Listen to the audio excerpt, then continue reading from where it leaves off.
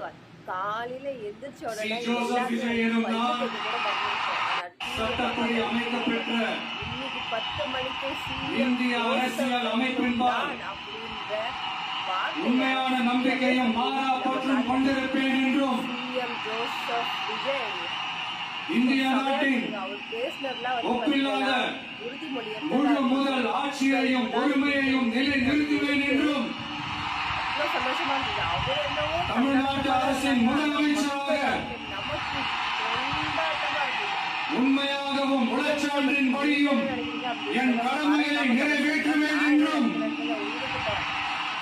அரசியல் அமைப்பிற்கும் சட்டத்திற்கும் இணங்க சந்தோஷமா இருக்கு.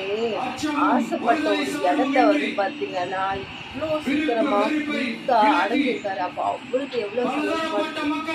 மக்களும் மனுஷனை கைவிடல, கடவுளும் கைவிடலைங்க. சீரியஸா வேற லெவல் இருக்குங்க. செமையா இருக்குங்க பாக்கிறதுக்கு.